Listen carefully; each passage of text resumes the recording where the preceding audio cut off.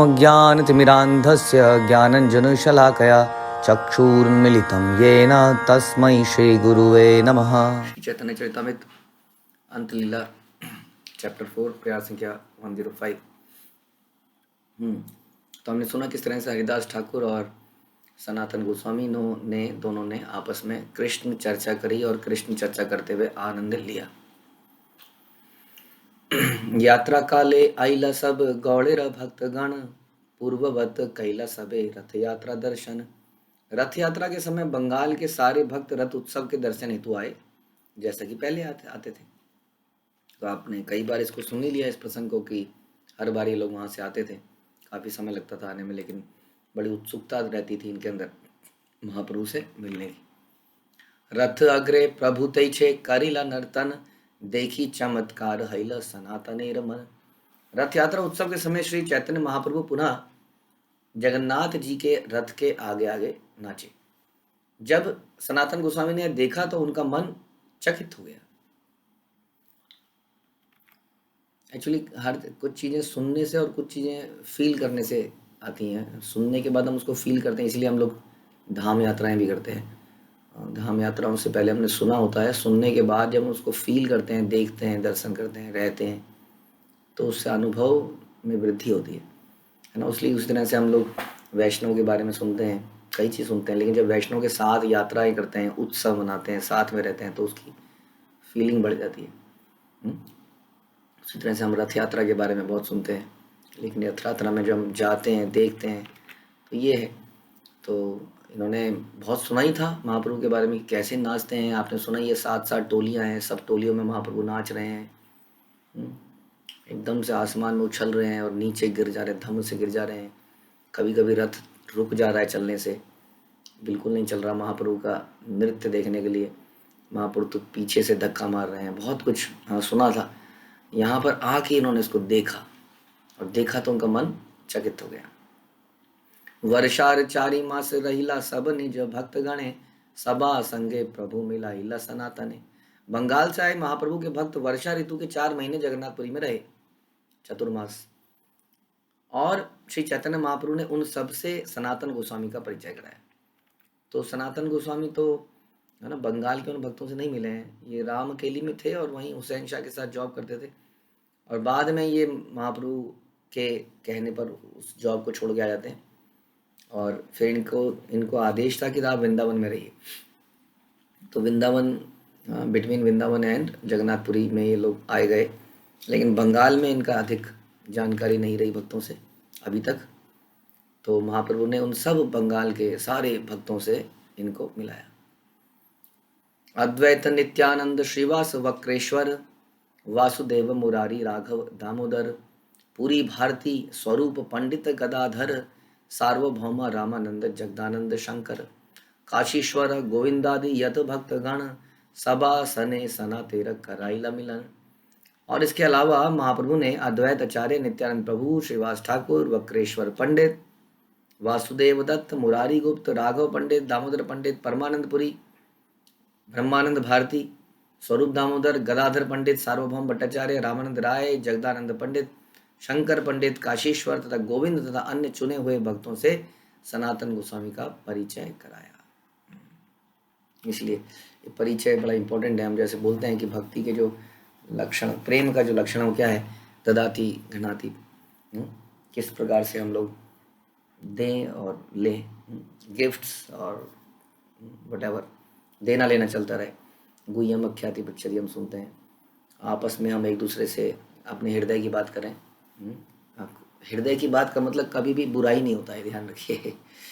उसको हृदय की बात की कैटेगरी में नहीं रख सकते आप। मेरे हृदय में पता है ये व्यक्ति कैसा है, मैं बताती हूँ, आओ, ये तो भक्ति के सिम्टम है, आइए भक्ति को बढ़ाएं, बैठ के निंदा करें। ये हृदय की बात को यहाँ गुह्यम अख्याति का मतलब है, आप कहेंगे ना सीक्रेट्स। अच्छा, कुछ सीक्रेट बताइए, क्या चल रहा है पड़ोसी के घर में, वहाँ क्या चल रहा है, मैंने सुना है उसकी हस्बैंड वाइफ की लड़ाई होगी कल, बताइए जरा बताइए। हाँ, गुह्यम अख्याति सुन के ऐसा लगता है, गुह्यम वट एवर इज सीक्रेट, उसकी चर्चा है। सीक्रेट विषय ये बिल्कुल भी नहीं है। ये तो प्रजल्प है वास्तव में, ये तो भक्ति को विनाश करने का एक सिम्टम है। गुह्यम अख्याति का मतलब है जो हमारी भक्ति की रियलाइजेशंस हैं उसको बताइए। कैसा लग रहा है हमें श्रवण में, कीर्तन में? कुछ अच्छी बात आपने सुनी, अच्छी बात पढ़ी, उस पर चर्चा कीजिए जो आप अपनी लाइफ के कुछ एग्जाम्पल से बता सकें। जैसे कई बार लाइव लोग बताते हैं ना कक्षा के बाद में कि मेरे को ऐसा फीलिंग हो रहा है, मेरे साथ ऐसा हुआ, लेकिन अब ये प्रवचन सुन के मेरे को ये फील हो रहा है। हाँ, तो वो हृदय को खोल रहा है व्यक्ति को, राइट। तो हम इस तरह से हृदय को खोल सकते हैं, क्या मेरी फीलिंग्स आ रही हैं,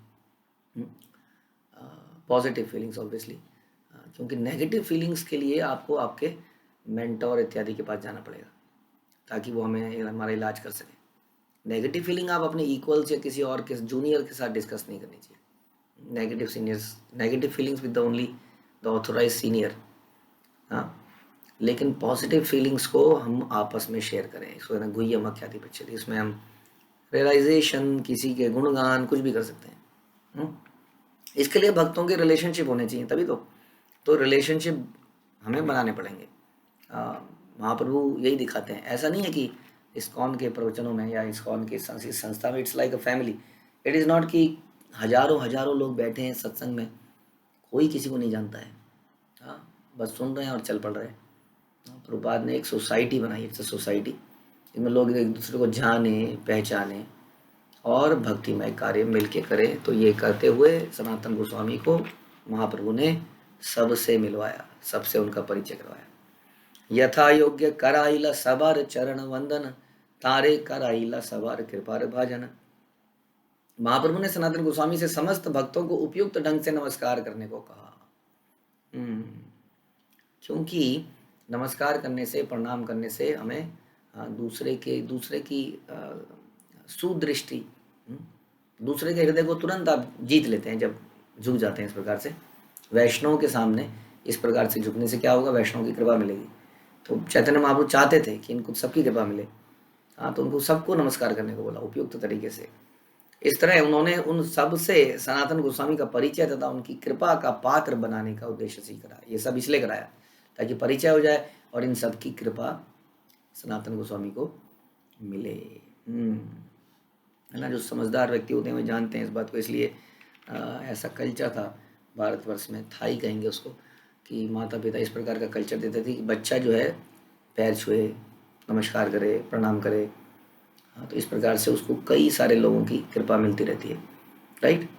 नारद मुनि की माँ ने भी यही करा। नारद मुनि की माँ कोई इंटेलिजेंट लेडी नहीं थी, बहुत ज़्यादा पढ़ी लिखी नहीं थी, लेकिन सबसे इंटेलिजेंट बात उन्होंने सिखाई दी अपने बच्चे को कि जो भी संत आए इनकी सेवा करो, इनको प्रणाम करो। और वो प्रणाम करते, सेवा करते करते ही नारद मुनि को क्या मिल गया आप देख सकते हैं। हाँ, कौन सा पढ़ाई लिखाई करके आपका बच्चा ऐसी देह पा सकता है कि किसी भी संसार के लोक में चला जाए, हाँ, और उसकी मृत्यु ही ना हो। हाँ, कहीं से किसी से भगवान के साथ डायरेक्ट कॉन्टेक्ट, कौन सी डिग्री आपको मिला ना, तो उनकी माँ ने उनको ये सिखाया। तो ये है, हम लोगों से उल्टा हो जाता है। कभी कोई वैष्णव डांट दे, कुछ कर दे, तो अक्सर हम, क्योंकि हमारा नेचर बन चुका है, इट्स लाइक दैट। हम स्कूलों में हमने देख रहे हैं आजकल, स्कूलों में अगर कोई टीचर किसी को डांट दे तो माँ बाप बोरी या बिस्तर लेके उसके सर पे चढ़ जाते हैं और बच्चा ये सब ऑब्जर्व कर रहा होता है। तो उसके अंदर से वो चली जाती है ना रिस्पेक्ट, तो उसको कृपा नहीं मिलती। हम अपने अपमान का बदला तो ले लेते हैं।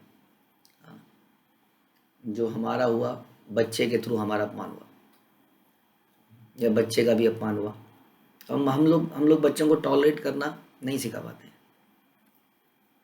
बड़ों के प्रति सम्मान करना, इवन इफ बड़े लोग कई बार गलती से हमें डांटते हैं, मारते हैं, जबकि हमारी गलती नहीं थी, तो हम बदले में बदला लेना सिखाते हैं। ऐसा कैसे कर दिया उन्होंने, मेरे बच्चे की गलती कहाँ है, उसको क्यों नहीं बोलते हैं, इसको क्यों नहीं बोलते हैं। और ये करने से उस बच्चे के अंदर हमेशा के लिए हम उसको उस जो भाव है उसको समाप्त कर देते हैं, मार देते हैं। ध्यान रखिएगा, बाद में एक दिन वो हमारे साथ भी ऐसे ही करेगा। तो हमें यही सिखाना चाहिए कि गलती और सही हम झुकना सीखें। इट्स नॉट अबाउट कौन सही है कौन गलत था, इसकी गलती थी कि नहीं, उसकी गलती थी कि नहीं। The first teaching we should tell to our children is, आपको माफ़ी मांगनी चाहिए। मम्मी मेरी तो गलती नहीं है, कोई बात नहीं, बोल रहे हैं ना, वो बड़े हैं, फिर उनके बारे में ग्रेटिट्यूड बता सकते हैं, उन्होंने क्या क्या किया है, ये सोचा आपने कभी, शास्त्र क्या कहते हैं, इस प्रकार। तो चैतन्य महाप्रभु इस बात को जानते थे कि कैसे कृपा लेनी है। हाँ, तो सनातन गोस्वामी को उन्होंने बोला सबको आप प्रणाम कीजिए, बड़े उचित तरीके से दंडवत करके, ताकि उनको कृपा मिल सके। तो हम भी ऐसा ही सिखाएं। सद्गुणे पांडित्य सबार प्रिय सनातन, यथा योग्य कृपा मैत्री गौरव भाजन। सनातन गोस्वामी अपने पांडित्य तथा उत्तम गुणों के कारण हर एक को प्रिय थे। एक तो उनकी नॉलेज के कारण, और एक उनके इतने अच्छे गुणों के कारण। हाँ, कौन सा गुण था उनके अंदर? तृणादेवी सुनिचेन वाला, तृणापेक्षातिहीन वाला। तो ये जैसा अभी अभी हमने चर्चा करी, ये गुण ऐसा है कि दूसरों को तुरंत जीत सकते हो आप इससे। दूसरे हमारे कब मित्र नहीं बनते अच्छे? जहाँ पर डिबेट होती है। आप देखना कि जो व्यक्ति डिबेट करेगा उसके मित्र नहीं बन पाएंगे ज़्यादा, क्योंकि हर व्यक्ति को नीचा दिखाने की कोशिश करेगा। उसकी लैंग्वेज में यही है, किसी की टांग खींचना, किसी को नीचा दिखाना। तो लोग अधिक उसको अप्रिशिएट नहीं कर पाएंगे। वेराज यदि आप दूसरों को अप्रिशिएट करते रहें, अपने सामने निम्न बने, देखिए आप कितने मित्र बनेंगे, कितने लोगों की कृपा मिल सकती है। तो सनातन गोस्वामी ये कर करके सबको बड़े प्रिय बन गए। इसलिए उन लोगों ने उन्हें योग्यता के अनुसार कृपा, मित्रता तथा सम्मान प्रदान किया। यानी कि कोई बड़ा था, कोई छोटा था, कोई इक्वल था, तो छोटों ने उन्हें खूब सम्मान दिया, प्रेम दिया। बराबर वालों ने खूब मित्रता करी, इस प्रकार से। और बड़ों ने उनके ऊपर खूब कृपा करी। इस प्रकार से सनातन गोस्वामी ने थोड़े दिनों में सबका दिल जीत लिया। सकल वैष्णव यबे गौड़ देश गैला, सनातन महाप्रभु चरण रहिला। जब रथ यात्रा उत्सव के बाद अन्य सारे भक्त बंगाल लौट आए, तो सनातन गोस्वामी श्री चैतन्य महाप्रभु के चरण कमलों के संरक्षण में रहते रहे। तो ये लोग तो साढ़े 4 महीने बाद, चतुर्मास के बाद, रथ यात्रा के बाद वापस चले गए बंगाल, लेकिन अभी सनातन गोस्वामी नहीं गए हैं। तो सनातन गोस्वामी ने कुछ समय और बिताया। सनातन गोस्वामी संन्यास ले चुके थे अपनी एक्टिव भौतिक लाइफ से। वैसे उनकी भौतिक लाइफ नहीं कही जा सकती, क्योंकि उस लाइफ में भी उन्होंने बहुत कुछ किया, लेकिन फिर भी जब हम इस लाइफ से कुछ ना, है ना, हमारी बहुत सारी जिम्मेदारियां होती हैं। जिम्मेदारियों के बाद आदमी बहुत कुछ कर सकता है फ्री होने के बाद, लेकिन हम देखते हैं आदमी आज की डेट में 60 साल में उसको नौकरी से भी निकाल दिया जाता है, तब भी वो फ्री नहीं होता है। वो उसके बाद भी कहीं ना कहीं कुछ करना चाहता है। अब बताइए, सनातन गोस्वामी में आराम से बैठे हैं, ऐसा हम सुनते हैं कि 10 महीने तक। बताइए, आप जा सकते हैं किसी ऐसी यात्रा में जिसमें 10 महीने तक आपको बैठना हो? नहीं जा सकते, बिकॉज सनातन गोस्वामी अब इन भौतिक जिम्मेदारियों से एक ही मात्र उद्देश्य है, स्पिरिचुअल लाइफ, उसका प्रचार, उसके लिए महाप्रभु से निरंतर इंस्ट्रक्शंस लेना, उनके सानिध्य में अपनी चेतना को ऊपर उठाना। ये सारे काम हम फोकस्ड होकर कर सकते हैं। ड्यूरिंग द गृहस्थ लाइफ हम लोग इसमें समय तो देते हैं, लेकिन बहुत अधिक समय नहीं दे पाते हैं। थोड़ा थोड़ा समय देते हैं। We basically we are surviving, it is survival, कि बचे रहें बस किसी तरह से। लेकिन और आगे बढ़ने के लिए और समय की आवश्यकता है। वो समय कैसे आएगा? वो समय तब आएगा जब हम अपनी सबसे पहले सबसे बड़ी, कई लोग पूछते हैं कैसे रिटायरमेंट लें, कितना पैसा जोड़ लें, इतने लाख, कितने करोड़, क्या करें? कुछ नहीं हो सकता कितने करोड़ से भी। क्यों? क्योंकि जब तक जीवन शैली सरल नहीं बनेगी, जब तक आवश्यकताएं खत्म नहीं होंगी। हम कहते हैं क्या हम इस स्टैंडर्ड में रहते तो उसको तो मेंटेन करेंगे, कोई स्टैंडर्ड नहीं है। जेल में क्या स्टैंडर्ड हो सकता है किसी का? इसलिए स्टैंडर्ड को नीचे गिराइए। वाकई में यदि आपको ये लाभ उठाना है जो सनातन गोस्वामी उठा रहे हैं, उस स्टैंडर्ड को नीचे गिराएंगे तो आप देखेंगे कि महंगाई बढ़ रही है, लेकिन प्रभु जी कुछ खास फर्क नहीं पड़ रहा। बढ़ तो बहुत रही है, पड़ेगा कहाँ से? जब सब्जियां दाल रोटी घर में ही बना के खा लोगे तो होटलों में खाओगे, रेस्टोरेंट में जाओगे, मॉल्स में जाओगे, पिकनिक्स में जाओगे, वहीं तो होता है खर्चा सारा। और जब घर में ही रहोगे, दाल रोटी खाओगे, योगा करोगे, चैंटिंग करोगे, मेडिटेशन करोगे, तो शरीर भी ठीक रहेगा, वहाँ पे भी बीमारियाँ। और स्पिरिचुअल टूर बनाओगे, बताइए 1000 रुपये में, 2000 रुपये में, साउथ इंडिया, ये इंडिया, कहाँ पे कहाँ 500 रुपये में कहाँ घुमाते हैं। लेकिन स्टैंडर्ड को नीचे गिराना पड़ता है। कहीं पर भी बैठ जाते हैं हम लोग, हॉल में सो जाते हैं हम लोग। दिस इज़ लाइक, जब तक आप इसको नहीं करेंगे तो क्या होगा, रिटायरमेंट में भी बिकम डिफिकल्ट। ऑल्दो जिसके पास बहुत लक्ष्मी भगवान ने दी है उसका ठीक है, वो कर सकता है, वो रिटायरमेंट ले सकता है, लेकिन हाई स्टैंडर्ड मेंटेन करने के बाद भी। लेकिन अक्सर ऐसा देखा गया है कि बहुत मुश्किल होता है, इतनी लक्ष्मी भगवान देते भी नहीं है भक्तों को, क्योंकि लक्ष्मी से दिमाग खराब हो ही जाता है। तो लाइफ को सिंपल अगर बनाते जाएंगे, स्टैंडर्ड नीचे करते जाएंगे और स्पिरिचुअल स्टैंडर्ड बढ़ाते जाएंगे, तो क्या होगा, we will be able to, हम ये समय स्पेंड कर पाएंगे, जो कि बड़ा ज़रूरी है जीते जी, कि अभी सर्वाइवल वाली भक्ति से काम चलेगा नहीं। तो एक समय तो ऐसा आना चाहिए हमारे जीवन में, जो कि 50 साल 60 साल एटलीस्ट, शास्त्र तो 50 कहते हैं, लेकिन हम लोग 60 में तो करें कम से कम, जिसमें हम टोटली फिर हम इन चीज़ों में समय बिता पाए। तो सनातन गोस्वामी वहीं पर रहे, चैतन्य महाप्रभु के चरण कमलों के संरक्षण में रहते रहे। डोल यात्रा आदि प्रभु संगे ते देखिला, दिने दिने प्रभु संगे आनंद बाढ़िला। सनातन गोस्वामी ने श्री चैतन्य महाप्रभु के साथ डोल यात्रा उत्सव देखा। इस तरह महाप्रभु की संगति में उनका आनंद बढ़ता गया। यस एक के बाद एक उत्सव, साधना, मीटिंग्स भक्तों के साथ, आदान प्रदान, इसका पूरा लाभ उठाया सनातन गोस्वामी ने, और यही उनकी अब एक संपत्ति है। इस संपत्ति के आधार पर वो वृंदावन जाएंगे और उसके बाद एक क्रांति ले आएंगे वहाँ पे जाके, ग्रंथों के माध्यम से और कई चीज़ों से। तो ये अभी वो क्या कर रहे हैं, अभी वो अर्जित कर रहे हैं। तो सनातन गोस्वामी के साथ, सनातन गोस्वामी ने चैतन्य महाप्रभु के साथ कई सारे उत्सव इस प्रकार देखे, और इस बार उनकी संगति में उनका आनंद बढ़ता गया। पूर्वे वैशाख मासे सनातन या बेआईला, ज्येष्ठ मासे प्रभु तारे परीक्षा करीला। सनातन गोस्वामी श्री चैतन्य महाप्रभु को मिलने जगन्नाथपुरी में अप्रैल से मई के महीने में आए थे। अप्रैल मई के बीच में कभी चैतन्य महाप्रभु से मिलने आए थे, और श्री चैतन्य महाप्रभु ने मई जून के महीने में उनकी परीक्षा ली थी। कौन सी परीक्षा, वो जो शरीर त्यागने वाली, जो शरीर त्यागना चाह रहे थे बिकॉज ऑफ द बीमारी। हम ऐसा सुनते हैं कि महाप्रभु ने अल्टीमेटली जब वो परीक्षा ले ली थी, तो महाप्रभु ने सनातन गोस्वामी को आलिंगन किया और उनका सारा रोग चला गया। यदि आप कहेंगे कि रोग का क्या हुआ प्रभु जी, वो रोग चला गया था, वो तो भगवान ने एक लीला करनी थी, उसमें दिखाना था कि भक्त का शरीर भगवान को कितना प्रिय है और कैसा भगवान भक्त को सोचना चाहिए। क्योंकि जरूरी नहीं है हमारी बॉडी परफेक्ट हो, भक्ति में आने के बाद भी हो सकता है हमारी एक आंख ना हो, किसी का हाथ कटा हो, किसी का पैर कटा हो, किसी को बीमारियां हो, बट स्टिल वो व्यक्ति भक्ति में लग सकता है। हाँ, और उसके बाद में ये साबित करके समाज में चैतन्य महापुरुष को फिर से आलिंगन करते हैं और उनका सारा रोग चला जाता है। तो ये सारी परीक्षा मई जून के महीने में उन्होंने ली। ज्येष्ठ मासे प्रभु यमेश्वर टोटाइला, भक्त अनुरोधे तहाँ भिक्षाए करीला। मई जून माह में चैतन्य महाप्रभु यमेश्वर शिवजी के उद्यान में आए और वहां पर भक्तों के अनुरोध पर प्रसाद ग्रहण किया। फिर मध्यान्ह भिक्षा काले सनातने बोलाइला, प्रभु बोलाइला तार आनंद बाड़ीला। दोपहर में जब भोजन का समय हुआ तो महाप्रभु ने सनातन गोस्वामी को बुलाया, जिनका सुख इस बुलावे के कारण बढ़ गया। मध्यान्ह समुद्र बालू हैया छे अग्नि सम, से ही पथे सनातन करीला गमन।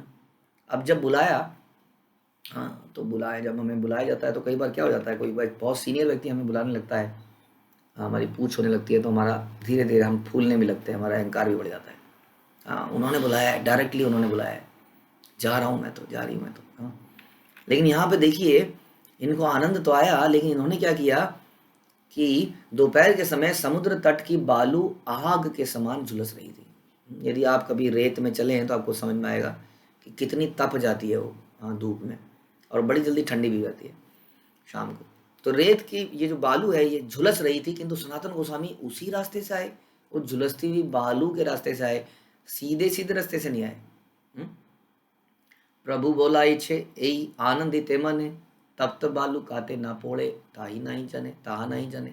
महाप्रभु द्वारा बुलाए जाने के हर्ष से अभिभूत सनातन गोस्वामी को यह अनुभव ही नहीं हुआ कि उनके पांव गर्म बालू से जल रहे हैं। है कि नहीं? हम लोग यदि जैसे कि एक्सपीरियंस हम लोगों का यही है कि हम लोग अभी किसी दुकान में जाएं लोकल, तो कभी नंगे पैर नहीं जाएंगे, लगेगा सड़क से मर जाएंगे, जल जाएंगे। पैदल भी हमसे नहीं चला जाता है, 100 मीटर की दुकान में भी हम स्कूटर लेके जाते हैं। लेकिन यही जब हम यात्राएं करते हैं, हाँ, परिक्रमाएं करते हैं, तो उन गरम उन पे इतना चल लेते हैं, पैदल इतना चल लेते हैं। यही बल है स्पिरिचुअल आनंद की वजह से हम लोग उसको सहन कर लेते हैं आराम से, और यही काम हम घर में नहीं कर पाते। तो सनातन गोस्वामी को इतना आनंद आ रहा था कि उन्हें ये महसूस ही नहीं हुआ कि उनके पैर गर्म बालू पर पड़ रहे हैं। दुई पाए फोस्का हेला तबु गेला प्रभु स्थाने, भिक्षा करी महाप्रभु करिया छिन विश्रामे। यद्यपि गर्मी के कारण उनके दोनों पांवों के तलवों में फफोले पड़ गए, जलने से फफोले पड़ गए, तो भी वे श्री चैतन्य महाप्रभु के पास गए। वहां उन्होंने महाप्रभु को भोजन के बाद विश्राम करते हुए पाया। भिक्षा अवशेष पात्र गोविंद तार दिला, प्रसाद पाइया सनातन प्रभु पाशे आईला। गोविंद ने सनातन गोस्वामी को महाप्रभु के भोजन का अवशेष प्रदान किया। ये गोविंद बड़े इंपॉर्टेंट व्यक्ति हैं। हाँ, ये सारा अवशेष यही देते हैं, अक्सर भक्तों को बांटते रहते हैं। तो इन्होंने महाप्रभु का उच्छिष्ट सनातन गोस्वामी को दिया। प्रसाद पाने के बाद सनातन गोस्वामी श्री चैतन्य महाप्रभु के पास गए। प्रभु कहे कौन पथे आइला सनातन, तेहा कहे समुद्र पथे करिलो आगमन। महाप्रभु पूछ रहे हैं कौन से रास्ते से आए। हाँ, इसका मतलब ये क्या कोई पूछने का क्वेश्चन है कौन से रास्ते से आए, क्योंकि महाप्रभु जानते हैं कि इसमें ने फिर से एक और मिसाल साबित कर दी है ह्यूमिलिटी की, विनम्रता की। कौन से रास्ते से आए हो? सनातन गोस्वामी में समुद्र के रास्ते से आए हो। प्रभु कहे तप्त बालू काते केमने आइला, सिंह द्वारेर पत शीतल केने ना आइला। महाप्रभु पूछते हैं कि समुद्र के किनारे से क्यों आए, वहां तो बालू इतनी गर्म है। सिंह द्वार के सामने के मार्ग से क्यों नहीं आए, वह अत्यंत शीतल है, वहां पे बना हुआ है, प्रॉपर रास्ता बना हुआ है। हाँ, बीच बीच में हो सकता है लोग पानी भी डालते हैं। जैसे हम लोग जब जगन्नाथपुरी रथ यात्रा में गए थे तो हमने देखा कि जबरदस्त धूप में हम जल रहे थे, बाहर वेट कर रहे। तभी थोड़ी देर में कोई व्यक्ति एक पिचकारी लेके आया, बहुत बड़ा पानी का टैंक, इतना, वो कंधे में लटका के, वो फुस फुस फुस, जैसा आप लोगों ने कभी बाल कटाए हो तो डालते हैं ना वो शावर, उस तरह की फुहार उसने चारों तरफ डाल दी और सब लोग हाँ बिल्कुल बढ़िया हो गए। तो ऐसी सेवाएं लोग करते रहते हैं ऐसी जगहों में, सर रस्तों में पानी डाल देना, ये कर देना। बहुत सारे भक्तों का मेन रास्ता वही है, सिंह द्वार जो है। लेकिन ये आए किसी बालू के कोने इधर उधर के रास्ते से, वहाँ पे कौन कर रहा है कुछ। तो महाप्रभु कह रहे हैं मेन उस रास्ते से क्यों नहीं आए, वो शीतल है। सिंह द्वार कौन सा है? ये जो पूर्व की ओर है, मुख्य द्वार का सूचक है सिंह द्वार। गरुड़ स्तंभ यहाँ पर है। तप्त बालू काय तोमार पाय है वर्ण, चली ते न पार के मने करिला सहन। गर्म बालू से तुम्हारे तलवों में फफोले उत्पन्न कर दिए होंगे। महाप्रभु कह रहे हैं अब तुम चल नहीं सकते, तुमने इसे कैसे सहन कर लिया। सनातन कहे दुख बहुत न पाइनु, पाए व्रण हैया छे ताहा न जानी लू। सनातन गोस्वामी ने क्या कहा, ज्यादा पीड़ा नहीं हुई मुझे, मैं तो यह जान पाया कि तपिश के कारण फफोले पड़े हैं। बाद में मैंने देखा कि फफोले पड़े हैं, मुझे कुछ पता ही नहीं चला महाप्रभु, मैं तो आ गया फटाफट। सिंह द्वारे यही थे मोरे नाही अधिकार, विशेष ठाकुरेर तहाँ सेवकेरा प्रचार। क्यों नहीं आया मैं सिंह द्वार से? क्योंकि सिंह द्वार के निकट से जाने का मुझे अधिकार ही नहीं है, क्योंकि वहां जगन्नाथ जी के सेवक सदा आते जाते रहते हैं। इतने शुद्ध लोग वहां से जगन्नाथ जी के पांडा वहीं से तो निकलते हैं, सारी सेवा करते हैं। एक दो आते हैं, भीड़ हो जाएगी, मेरे से कहीं छू देंगे तो, मेरे से कहीं टकरा जाएंगे तो, मेरे को देख लेंगे तो वो सब अपवित्र हो जाएंगे। मेरा अधिकार ही नहीं उस रास्ते से, इसलिए मैं नहीं आया। सेवक गता गति करे नाही अवसर, तार स्पर्श हैला सर्व नाशे हबे मोर। वहां सेवक निरंतर आते जाते रहते। यदि मैं उनको छू लेता तो मेरा सर्वनाश हो जाता, तो मुझे पाप लगता। उनके ऊपर उनको अस्पृश्य बनाने के लिए मुझे पाप लगता। यहाँ पर प्रभुपाद कह रहे हैं स्पष्ट सूचित हुआ, जो पुरोहित अर्चा वगैरह की पूजा करते हैं उन्हें अपने आप को पूर्णतः शुद्ध रखना चाहिए और बाहरी व्यक्तियों के द्वारा छुए जाने से बचना चाहिए। जब हम भगवान के विग्रह की सेवा करते हैं तो उस वक्त हमें कोशिश करनी चाहिए कि हम नहाए हुए हों, स्वच्छ कपड़े पहने हों और किसी से टच ना करें, क्योंकि आप जानते नहीं कौन व्यक्ति क्या करके आया है ना।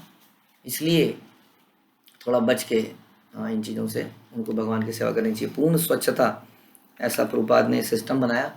यही है डीटी वर्शिप का एक बहुत बड़ा जो योगदान जो हम पाते हैं डीटी वर्शिप करके, उसमें से एक है क्लैनलीनेस, इसकी रिक्वायरमेंट भी यही है।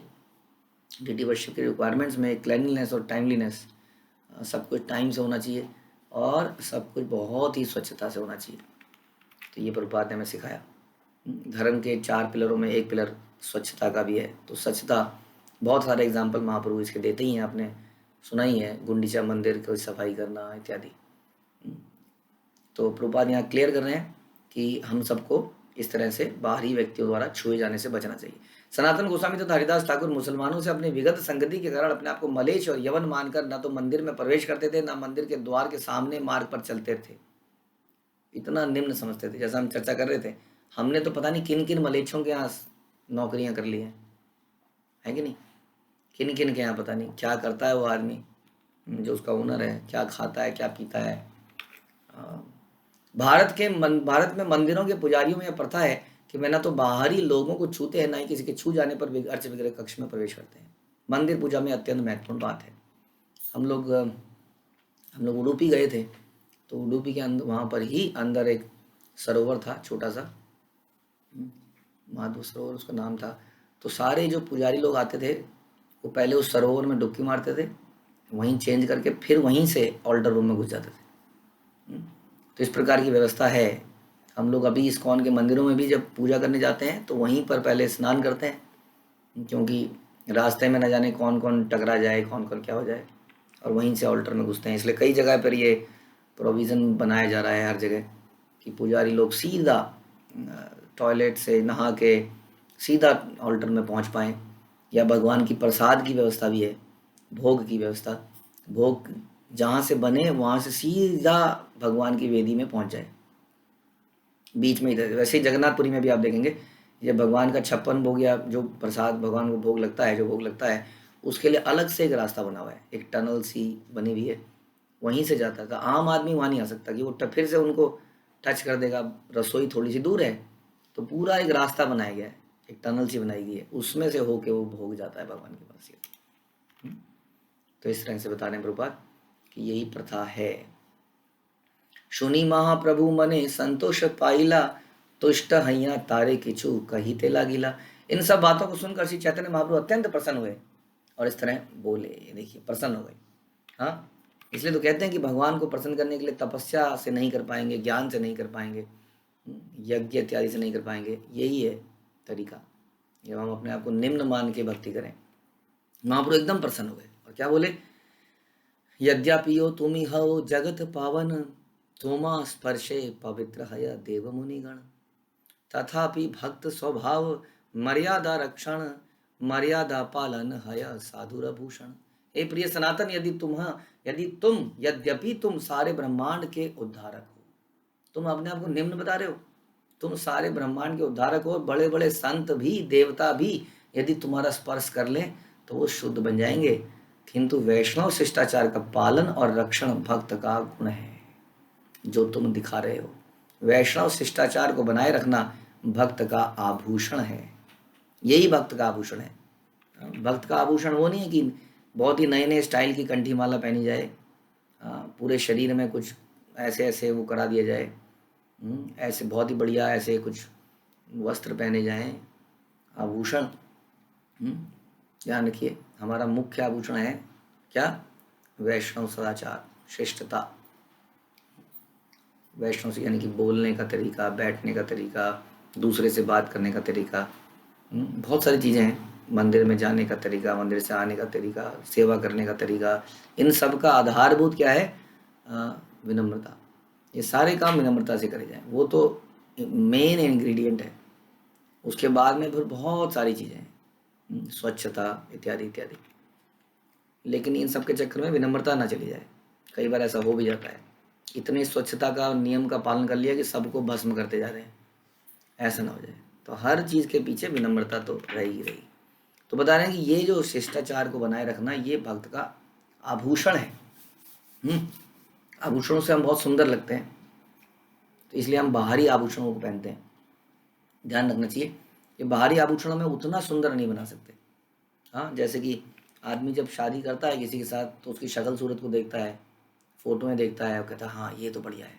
उसमें कई सारा मेकअप, आभूषण पहने होते हैं, लेकिन ऐसा देखा गया, जैसे हम देखते हैं कि फिल्म इंडस्ट्री में इतने डिवोर्स होते हैं जितने दुनिया में कहीं नहीं होते होंगे, चाहे इंडिया की चाहे बाहर की, जबकि इतनी सुंदर त्वचा कि उनकी उम्र का पता ही नहीं चलता है। लड़की भी इतनी सुंदर, लड़का भी इतना सुंदर, फिर भी इतनी जल्दी संबंध विच्छेद। क्योंकि ये जो बाहरी सुंदरता है, बाहरी आभूषण है, ये हमें ज़्यादा दिन तक संतुष्ट नहीं कर सकते। इंद्रिय तृप्ति, आदमी एक प्रकार की इंद्रिय तृप्ति करके उसकी और मांग करता है, उसको और वैरायटी चाहिए, वो फिर उससे संतुष्ट नहीं रहता अपनी पत्नी से। हाँ, फिर वो कहीं और ढूंढता है। लेकिन ये जो आंतरिक गुण है, ये दिव्य गुण कहलाते हैं। ये दिव्य गुण हमें दिव्य आनंद प्रदान करते हैं। This is not sense gratification, ये इंद्रिय तृप्ति में नहीं आता है। किसी शालीन, बड़े कुलीन, शिष्टाचारी भक्त के साथ जब हम रहते हैं तो वो जो आनंद है वो दिव्य आनंद है। इसलिए दिव्य आनंद से हमारी लस्ट पैदा बढ़ती नहीं है, बल्कि खत्म हो जाती है। तो इसलिए वो आनंद हमेशा रहता है। इसलिए ऐसा शादीशुदा जीवन हमेशा चलेगा। जब तक वो दोनों जिंदा है तब तक वो जीवन बड़े आराम से चलेगा, क्योंकि ये आंतरिक गुण है जो हमें अट्रैक्ट करते हैं, ना कि ये बाहरी रंग रोगन इत्यादि, जिससे थोड़े दिनों में विरक्ति पैदा हो जाती है। इसलिए उन आंतरिक गुणों को विकसित करेंगे तो हम बड़े सुंदर लगेंगे अंदर से, और सब लोग हमारे साथ रहना चाहेंगे। तो इन आंतरिक गुणों को हमें डेवलप करना है वैष्णव। इसीलिए हम इतना श्रवण कीर्तन करते हैं, इसीलिए हम जप करते हैं। चेतो दर्पण मार्जन भव महादावाग्नि निवापण, यानी कि चित्त का जो गंदगी है उसको मिटाने के लिए हम जप करते हैं। फिर वैष्णव श्रवण करते हैं, श्रवण करके अंदर की सारी गंदगी धोते हैं और अंदर से अपने को अलंकृत करते हैं इन वैष्णव गुणों से, जिसके कारण हम बहुत ही सुंदर लगते हैं। फिर हमारा भगवान इस सुंदर स्वरूप का दर्शन करते हैं। तो यहीं समाप्त करते हैं। हरे कृष्णा। श्रील प्रभुपाद की जय। श्री चैतन्य चरितामृत की जय। श्री कृष्णदास कविराज की जय।